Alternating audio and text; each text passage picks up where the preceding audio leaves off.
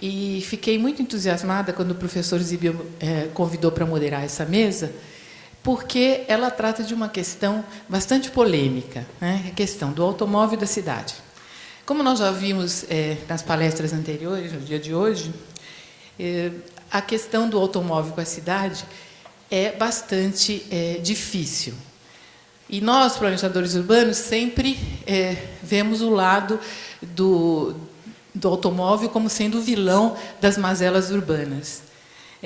Por outro lado, nós também, cada um de nós, né, sabe que o automóvel faz parte do desejo, né, das pessoas, e que, sempre que possível, ter um automóvel, e cada vez mais sofisticado, faz parte do imaginário das pessoas.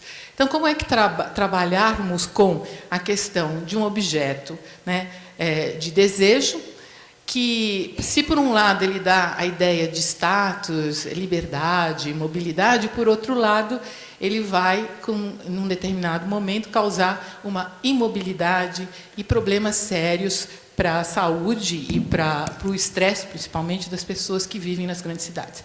Então, por esse paradoxo do automóvel, essa mesa é bastante instigante. E contar ainda com 4 palestrantes com o perfil dos nossos convidados é interessante na medida em que todos, alguns arquitetos e designers, e outros designers, podem imaginar o projeto do automóvel como uma contribuição para a mitigação dos efeitos nefastos que o próprio automóvel causa na cidade. Então, é uma mesa bastante importante, instigante, e tenho certeza que vai abrir muitas discussões no final da fala dos nossos colegas. Então, aqui nós temos, eu vou falar rapidamente sobre cada um deles, e depois nós vamos passar as falas e vamos tentar nos ater aos 20 minutos para a fala de cada um, para que a gente possa abrir para os debates de um tema altamente importante, para que a gente possa levar adiante a solução dos problemas da nossa cidade.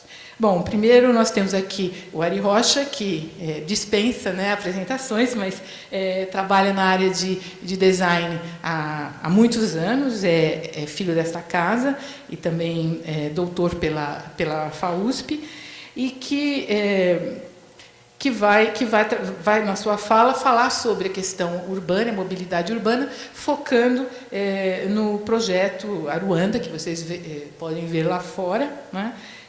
Que foi o primeiro concept car brasileiro e que foi premiado na Itália. Então, um projeto de um automóvel enfrentando as questões da cidade.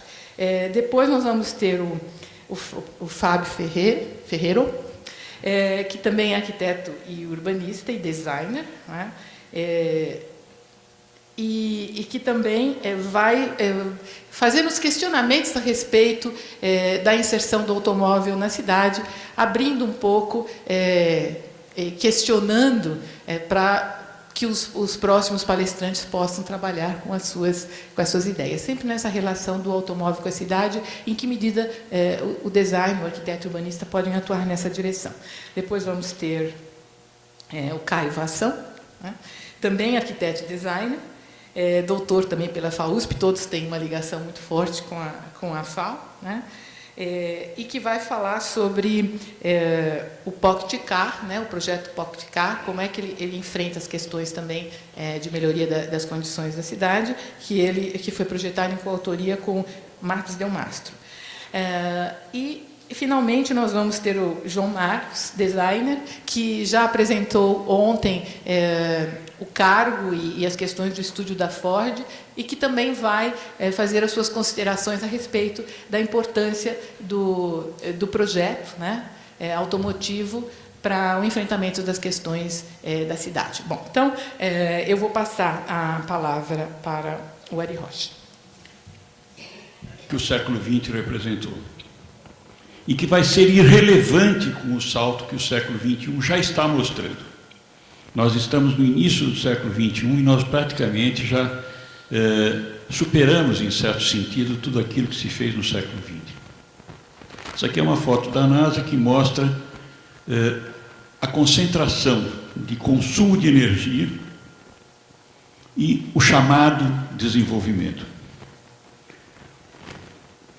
No Brasil, isso acontece, a gente pode perceber com uma certa clareza, e com uma forte concentração nesta região, que é o estado de São Paulo e o estado do Rio de Janeiro. O eixo Rio-São Paulo praticamente concentra esse tipo de demanda. No caso de São Paulo, particularmente, vocês veem esses raios que acontecem aqui, e eles denotam uma coisa muito interessante, é a nossa opção rodoviarista. Esses eixos correspondem a rodovias. Ou seja, nós fizemos uma opção burra. As pessoas falam da ditadura militar, etc., dos problemas todos. Eu acho que tem uma consequência que normalmente a gente leva pouco em consideração, que é eles desmantelaram o sistema de ferrovias e hidrovias para transformar tudo em rodovia. E isso foi talvez o maior problema que o Brasil já teve e que nós vamos passar ainda, eu acredito, um bom tempo, algumas décadas, para poder corrigir, para poder voltar àquilo que é o mínimo necessário para o país funcionar adequadamente, principalmente com as dimensões que nós temos. De qualquer maneira, o que é preciso é a gente começar a se preocupar com a ideia do desenvolvimento sustentável e definir um tipo de vida que nós pretendemos legar para o futuro. Porque o grande problema, eu, por exemplo, faço parte daquele grupo dos deslumbrados por automóvel, né? Meu apelido era de automóvel na FAO, não era por acaso. É claro que, se a gente pegar aquela parte final, meio dramática, que o Alexandre mostrou, né? Eu, evidentemente, não me sinto, por isso, nem criminoso e nem burro. Eu gosto de automóvel, porra, eu quero gostar de automóvel, que negócio é esse? Então, sempre gostei, desde pequenininho. E não foi culpa minha. Eu fui induzido a isso. Eu nasci na maternidade de São Paulo, com menos que 2 dias de vida. No segundo dia de vida, eu fui levado para casa num Marmon V16. Não era V8 não, era V16, era 2 motores V8, um em seguida do outro. Esse era o carro do meu avô, era o táxi do meu avô, que era taxista. Eu não tive culpa, Alexandre. Então é assim, eu comecei muito cedo e aí não consegui mais me livrar. Eu tentei algumas desintoxicações, fui morar no exterior, tentei ainda fazer, mas não consegui. Eu não consegui, não tive força de vontade suficiente para me livrar do vício do automóvel. De qualquer maneira, o problema, na verdade, é a gente tentar utilizar isso com o mínimo de inteligência. A preocupação com biocombustíveis ou soluções alternativas e com a utilização do transporte coletivo. Inclusive, a ideia da melhoria do tráfego urbano, redução da emissão de gases, ela tem que ser uma preocupação permanente, eu acho, de todos aqueles que mexem, que trabalham e que vivem essa questão. E, principalmente, uma cobrança da sociedade. É fundamental que isso aconteça. O Aruanda foi apresentado como uma solução intermediária entre o veículo pessoal e o transporte coletivo. A minha tese de doutorado, em 72, era o veículo e a cidade. Esse era o título. E a gente trabalhava exatamente nessa perspectiva, de um táxi autosserviço baseado na ideia do minicarro. Você pegaria esse táxi e largaria no lugar do seu destino, se identificaria com um cartão magnético, que foi proposto na ideia. Não havia ainda os cartões de banco, os cartões magnéticos, e eu perdi alguns pontos por causa disso, porque a banca disse que era impossível identificar o motorista. 5 ou 6 anos depois surgiram os cartões magnéticos e um membro da banca disse: pô, cara, como é que você sabia que esse negócio ia acontecer? Eu não sabia. Eu intuí. E acho que a intuição, que é uma coisa que a gente tem dispensado, deveria ser mais utilizada. A intuição é muito humana, ela mostra muito da gente. Então é importante que a gente defenda isso. De qualquer forma, se vocês pegarem um conjunto de veículos e um conjunto de motoristas, vocês vão ver que se a gente agrupá-los, vai ser possível colocá-los todos num micro-ônibus. Esse conjunto de carros corresponde a isto aqui. Essas imagens são do Luiz Antônio Cortes Ferreira, do metrô, e eu utilizei, gentilmente cedido. Um centro urbano, as vias de tráfego e os estacionamentos mostram como a gente tem uma prioridade para o automóvel em detrimento das pessoas. O projeto do Aruanda nasce de uma discussão com o Lauro Bircos, que era nosso professor de urbanismo, mostrando o plano Prestes Maia, em que eu questionei: se você desapropriar casas para ampliar as ruas, fazer um plano de avenidas, no limite você expulsa as pessoas da cidade e terá uma cidade de automóveis. O grande problema é que a cidade é para as pessoas, não para os carros. Aí ele me desafiou.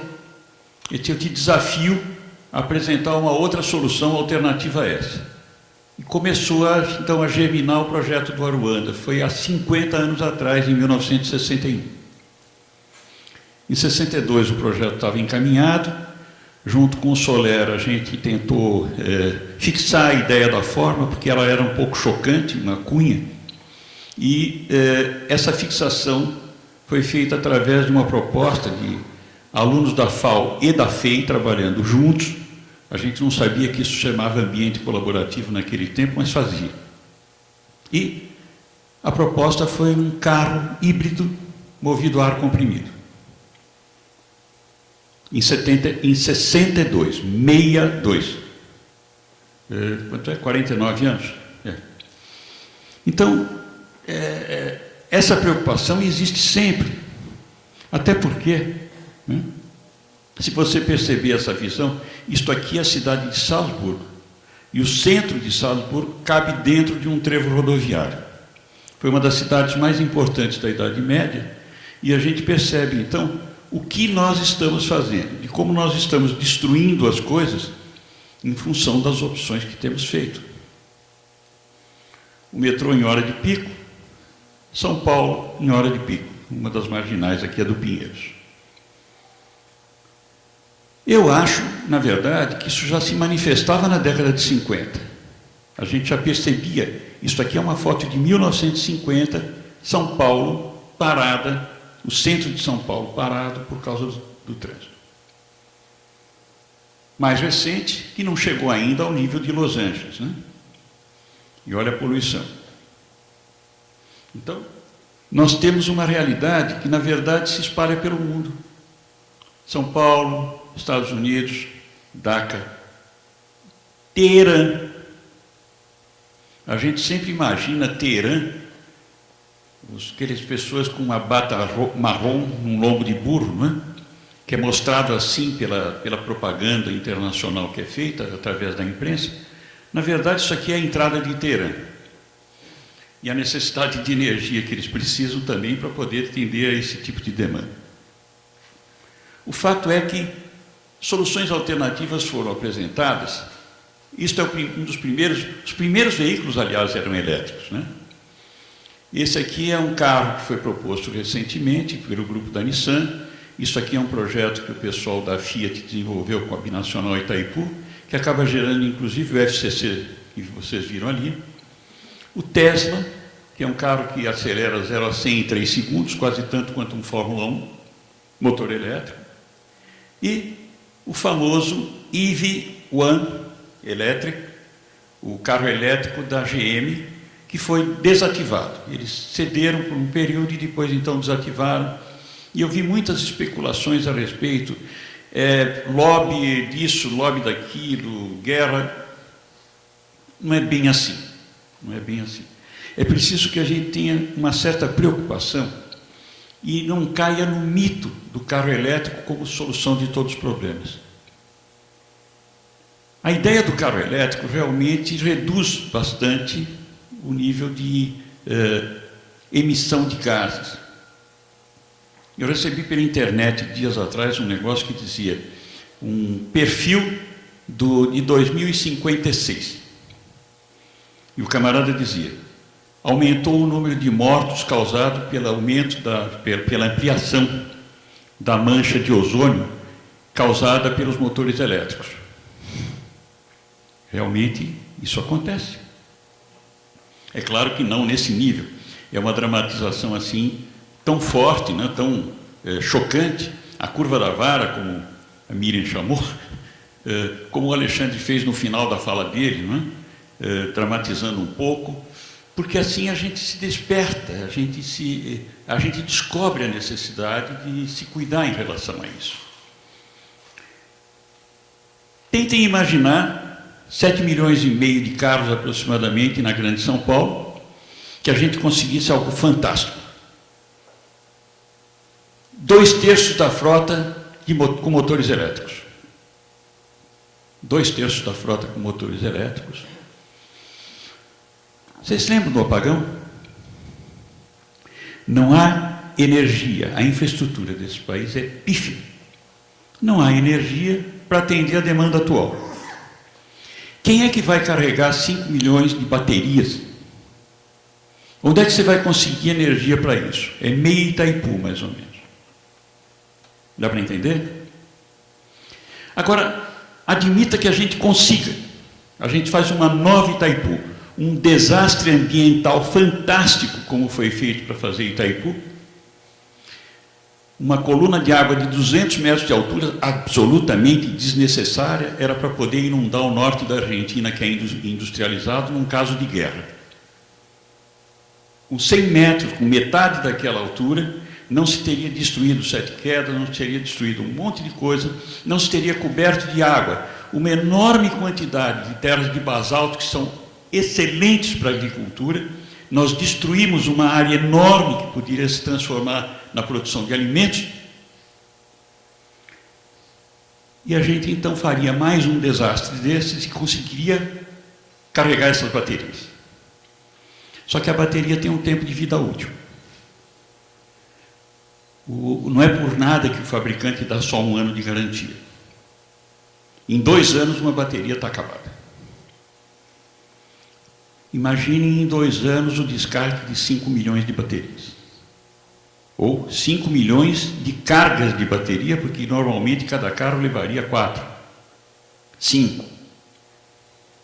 E aí, altamente tóxicas, e a gente teria um desastre fantástico para poder utilizar isso. Afinal de contas, se a gente for ver o descarte que a gente tem hoje, já é algo terrível. Vocês estão vendo essa montanha aqui, interessante? A gente, se aproximando, começa a entender um pouco mais o que é, mas de perto a gente vê que é uma montanha de pneus. Aqui é entulho de obra, motores, carros, carrocerias. Esse é um dos grandes problemas que nós temos. A gente não sabe o que fazer com os resíduos do consumo.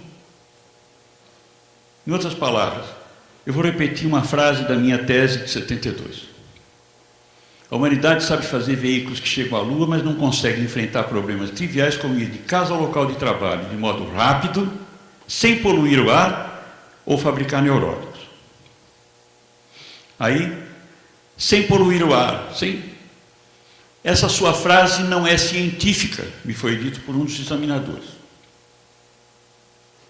E eu sei que eu perdi ponto por causa disso na minha nota final do doutorado, porque a frase era sensacionalista. O que polui, me foi dito, literalmente, o que polui é fábrica. Hoje a gente sabe que não. E vejam, eu não estava tentando ser um profeta, nada disso. É só fazer um raciocínio lógico, é só pensar sobre a coisa. Então a gente propôs o Aruanda, esses desenhos são de cerca de 50 anos atrás, E o carro que vocês viram ali em cima tem 47. Quando foi proposto, é claro, um carro assim, naquela época, chocou. O pessoal se assustou. Nem pensem que o projeto era só desenhinhos, hein? A gente tinha todas as preocupações de entender o comportamento, de como o carro ia se comportar na rua, se ele ia derrapar com a traseira, se ele ia sair com a frente, enfim. Eu já estou quase na hora. Ela está me dando 5 minutos. Eu vou tentar, juro. Mas se não conseguir, eu paro onde estiver nos 5 minutos. Nós construímos o protótipo disso, graças ao Mário Fissori. E aí entra também um outro dado. Eu acredito em sorte.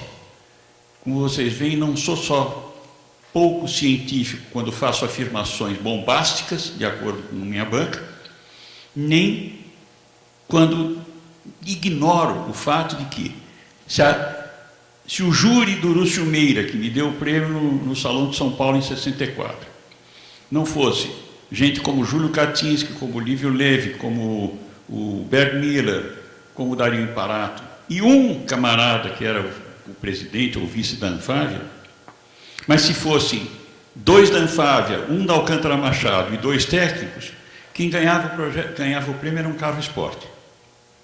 E eu nem existiria como profissional. Se o Mário Fissori não tivesse enfrentado a família e me convidado para construir o protótipo lá na Itália, apresentado no Salão de Turim, onde ele foi premiado, menos ainda, não teria a menor repercussão. É verdade que esse fato causou uma relação estranha para mim. Eu, quando voltei ao Brasil, fiquei desempregado. Ninguém queria me contratar porque eu tinha ganhado o prêmio, eu devia ser muito caro. Isso foi me dito por um amigo que não me contratou. Eu cheguei para o cara e disse, pô, cara, que amigo você é? Ele morava em Bérgamo, eu morei em Milão, e a gente encontrava fim de semana para ir jantar, para corrida de automóvel, Ele também gostava de correr, e eu corri 2 provas em Monza, e ele correu uma em Monza. Então a gente tinha algo em comum. Cheguei e disse, pô, Kiko, que sacanagem é essa, pô? A tua empresa fazendo uma contratação e nem me chamou. Ele disse, pô, mas você é cara premiado, de onde é que a gente ia tirar o dinheiro para pagar? Foi aí que eu me dei conta. Como o caso do camarada que faz doutorado e a universidade manda ele embora. Aí eu peguei e disse, quanto foi que eu pedi? Ele disse, putz, a gente nem pensou em perguntar, porque partiu do pressuposto que você seria caro. 3 minutos? Não, ainda não. Então fizemos o carro, né? Ele ganhou o prêmio, ganhou a capa da revista especial do Salão do Automóvel, dos Carrozzieri, em 65. O prêmio foi dado pelo Pininfarina, tendo ao lado o Enzo Ferrari, que tirou o sarro o tempo todo. Esse aqui era o Fangio, que foi um grande piloto, uma atriz australiana, que foi lançar um filme, um cantor muito famoso à época, o Gino Pauli e a Ornella Vanoni, desfile de moda. O carro mexeu um pouco com as pessoas, uma porta de correr, um para-choque lateral. As pessoas não entendiam muito bem aquele negócio esquisito, né? E as publicações diziam, a Gemini tinha sido lançada fazia pouco tempo, de rodas, a Gemini com rodas. Esse foi anúncio a chamada de um jornal italiano chamado Corriere della Sera, um grande jornal, no número que anunciava o salão. E, na verdade, a gente foi ao lado de Dino Ferrari, de Jaguar, mas ele era tão pequenininho que perto do Cinquecento, do original, não esse que está andando aqui agora, que é 1,5 vezes esse tamanho, ou quase o dobro, ele ficava mínimo, não é? Ao lado de um carro americano, então, fantástico. E a gente tinha uma visão, né? Uma visualização do ambiente que nenhum outro carro, os carros da época tinham vidros muito pequenos, né? Então, e esse aqui foi o presidente do Senado australiano que queria fazer na Austrália com motor CAV, que foi uma das alternativas que a gente colocou, usando o motor da CAV australiano. A revista Design, que é o ícone, né, das revistas de design, já desaparecida hoje, fez uma reportagem chamada Em Busca do Carro Urbano, né? E eles diziam que esse carro, mesmo usando um chassi convencional, uma solução, ilustrava algumas das características que fazem um carro de cidade diferente dos pequenos carros em produção. Então é interessante ver isso. Isso é 1966. Na revista Quatro Rodas saiu uma reportagem, na L'Automobile francesa, na Quattro Ruote italiana, enfim. Porque uma das possibilidades que foi levantada era, sem dúvida, da gente usar um motor elétrico. Foi para o livro da Fissori, foi para o 500 Carros Extraordinários, do Belu. Ele selecionou os 500 carros mais extraordinários da história do automóvel. E o Aruanda está. E uma placa que o Bertone nos deu como contribuição ao design de veículos mundial. Então foi no aniversário da fábrica, eles deram 20 placas. E a gente ganhou. Aí nós perdemos o carro. Tivemos ele foi carregado por uma enchente, quando estava numa fábrica de automóvel à beira do Tamanduateí, para fazer reparos. E 30 anos depois, um camarada chamado Oswaldo Petroni Júnior, o Júnior Xavier de Tatinga, me telefone e disse: seu carro está comigo. Achei que era trote, fui lá, era. Minha mulher estava comigo, eu perdi a fala. Ela me abraçou com medo que eu fosse desmaiar, cair desmaiando, de tanta emoção que foi rever esse meu primeiro filho, com 30 anos depois de afastar. Primeiro filho, porque meu filho mais velho mandou uma cartinha dizendo: que legal, pai, agora a família está completa, né? Bom, o carro foi encontrado num estado deplorável, sem piso, totalmente destruído. Aí foi para a OP Veículos, que restaurou, ou está restaurando, ainda está, vocês veem que a restauração está concluída. Aqui é na Bienal na Bienal de Design, essa recente, que é do ano passado em Curitiba, no Salão do Automóvel, aqui agora. E a pergunta que eu faço é a seguinte: será que no futuro a gente vai chegar assim em casa? Será que esse é o nosso referencial de futuro? Alguma coisa desse tipo? Ou será que a gente não vai ter energia, vai ter que começar a encontrar soluções alternativas? Será que vai ser isso? Será que vai ser isso, com o uribuzinho voando e tudo? Que futuro nós estamos construindo? O que nós pretendemos realmente do nosso planeta?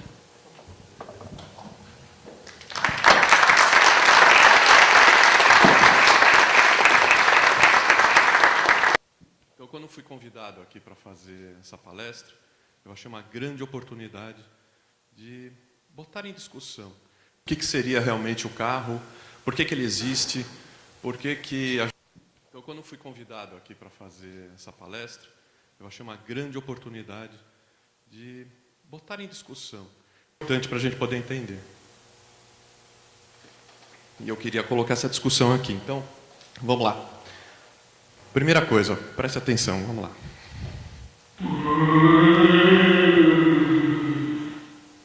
Parece um som assustador, e a palavra automóvel, todo mundo fica assustado.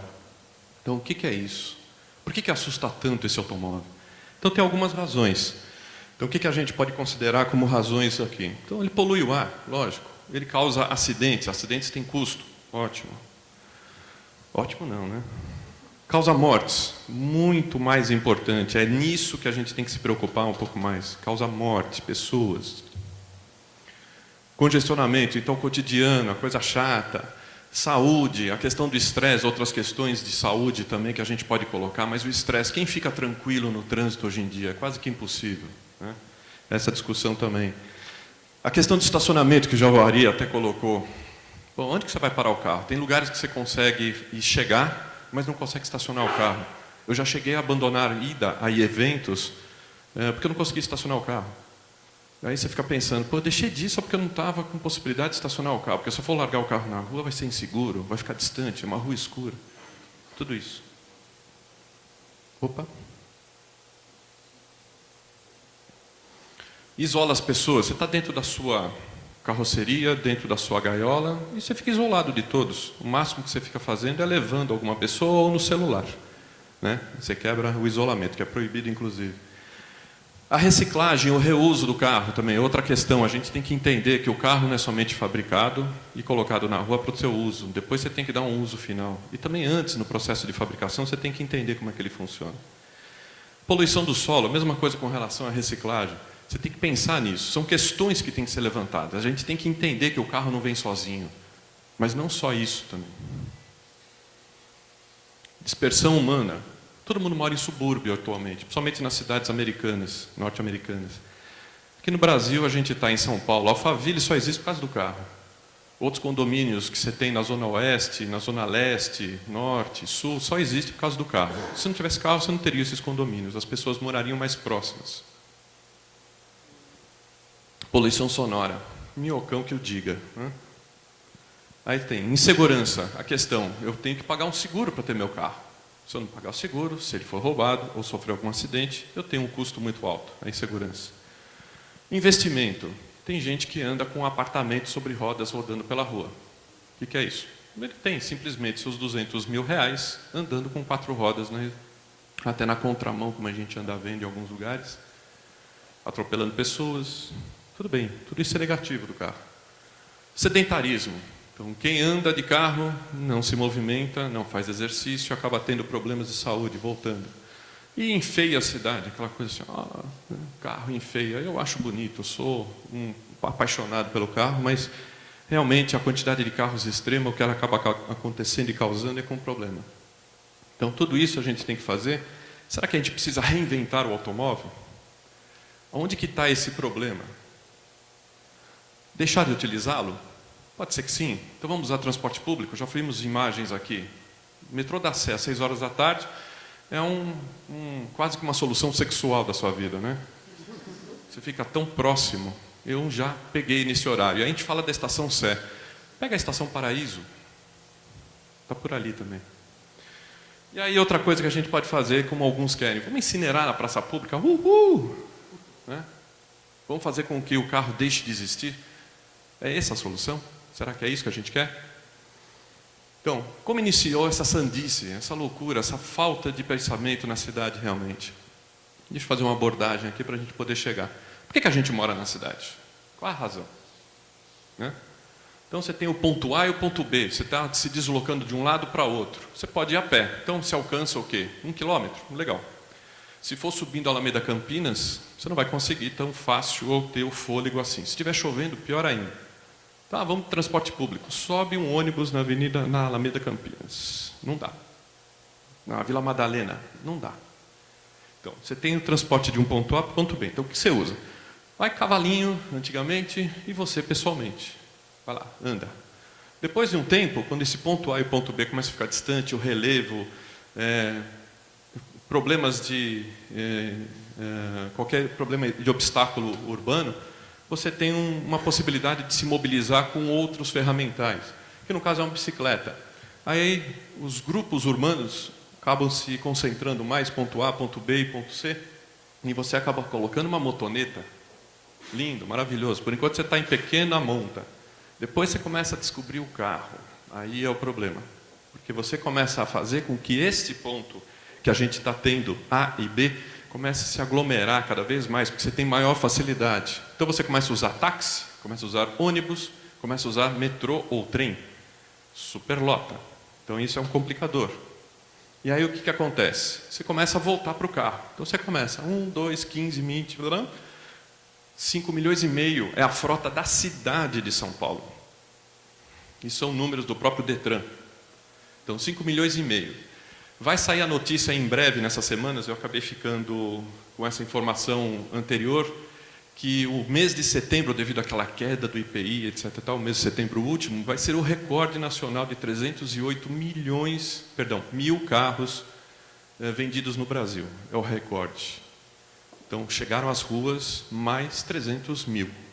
Então, isso é bom, ótimo. Então, vamos distribuir. Mas não, ele está concentrado nas grandes cidades. E aí...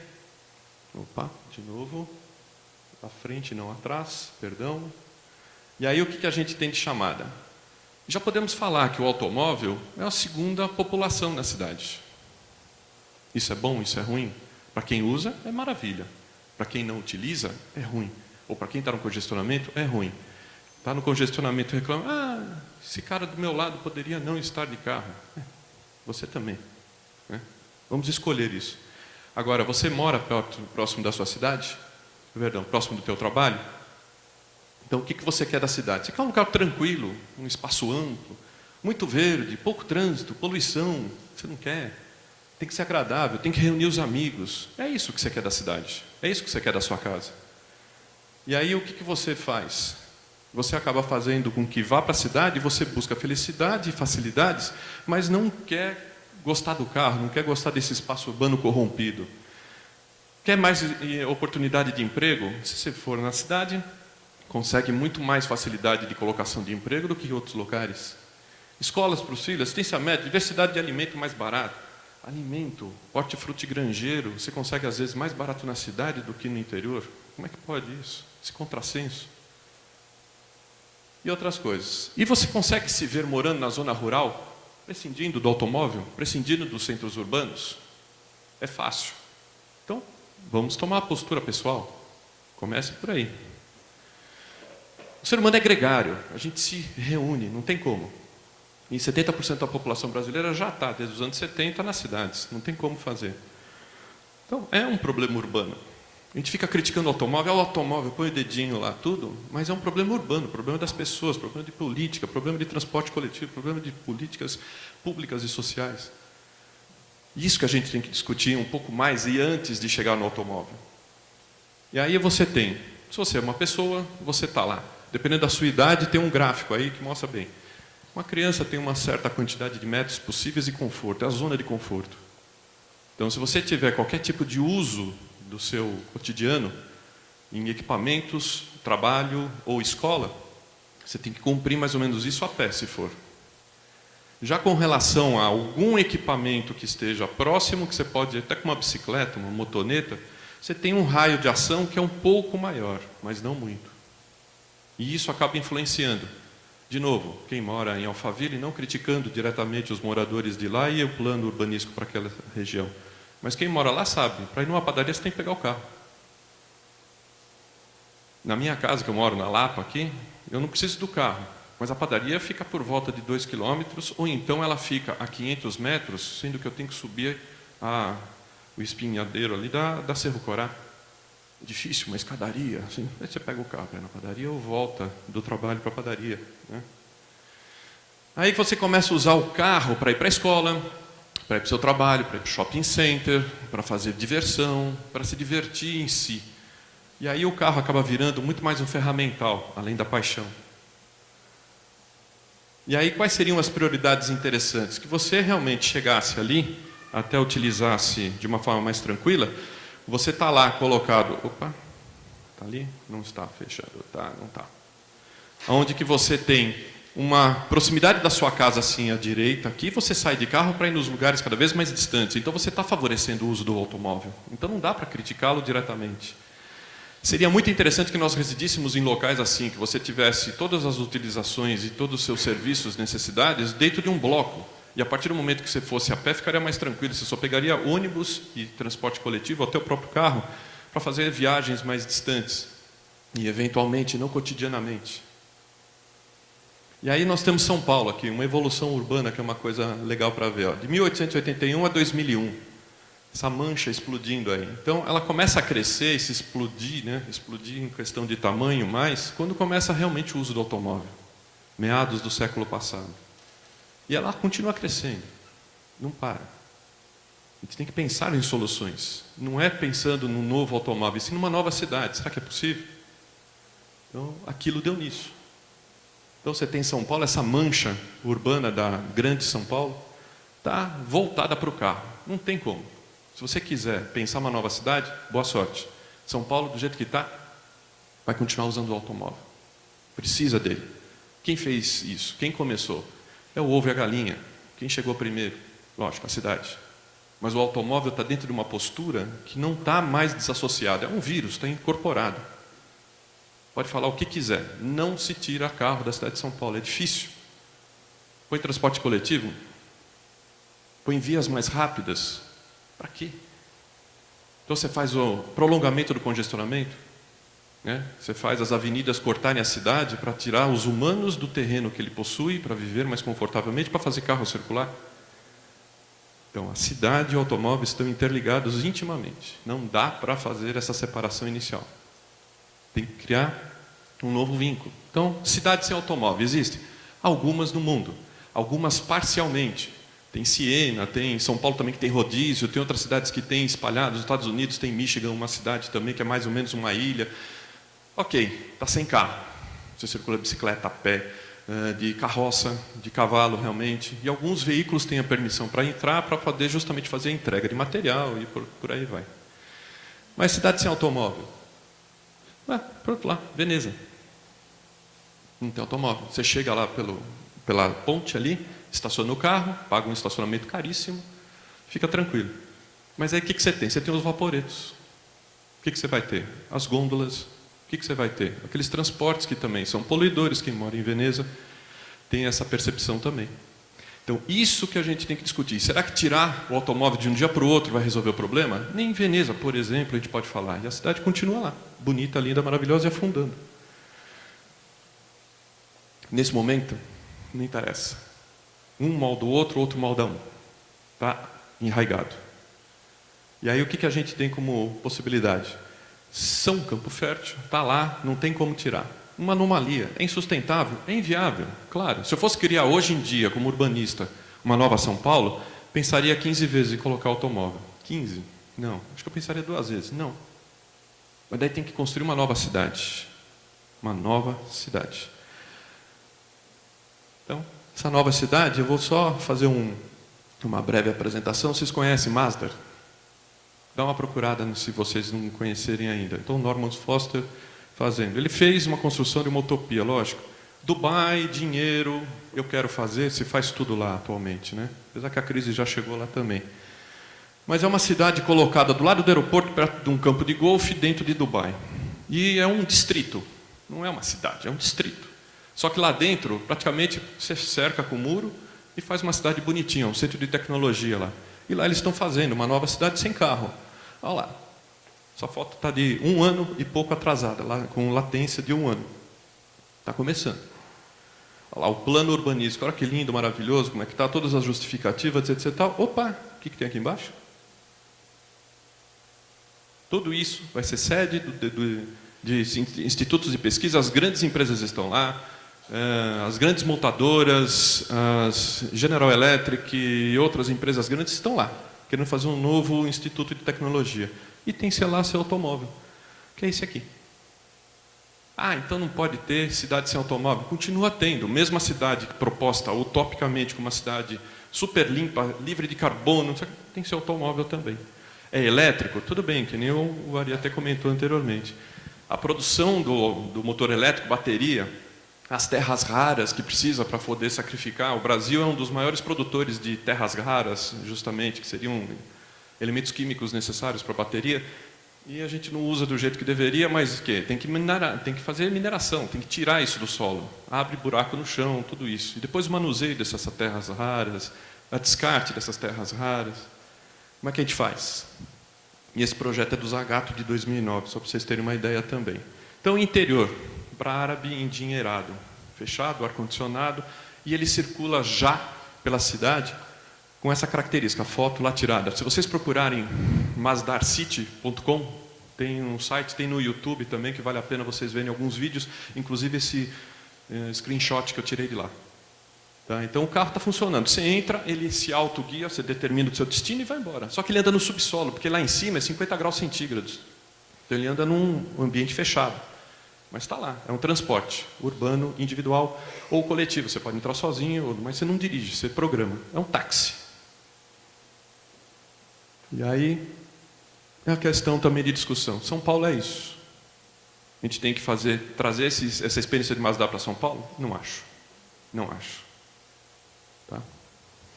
E essa imagem aqui, até com perdão do Ari, é um Photoshop. São 19 faixas colocadas em Los Angeles artificialmente, mas tem aquele bloco central, é verdadeiro, o resto é Photoshop. Tanto que lá em cima ele tem Ele termina no morro aqui, e aqui também começa no morro. Mas é interessante essa proposta. Los Angeles não está fora disso. É muito parecido. E aí o que a gente quer? Isto ou isto? Qual é o objetivo da gente? Hoje em dia a gente está indo mais para o lado direito aqui. E esse lado esquerdo aqui está sendo desprestigiado. E aí tem aqui no último gráfico, para te colocar antes de terminar a apresentação, isto aqui seria um gráfico proposto para que a gente pudesse entender como é que seria a utilização do automóvel, que onde que a gente está, em que zona que a gente está colocado.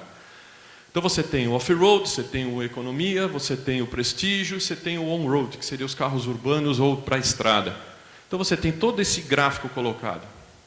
Hoje em dia, me aproximando um pouco mais na tela, aqui, se me permitem.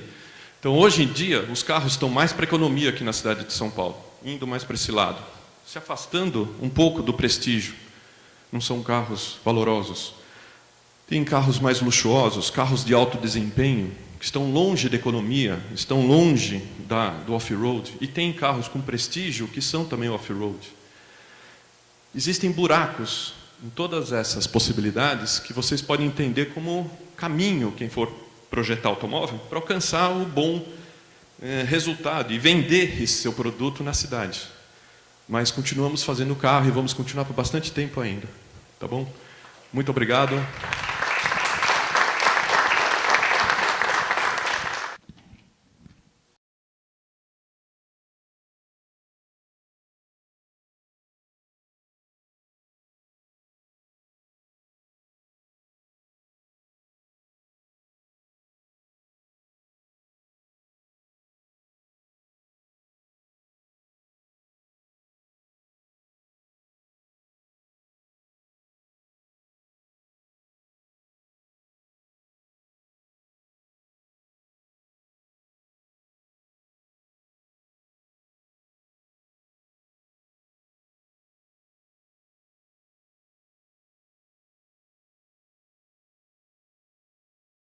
Elétrico, tudo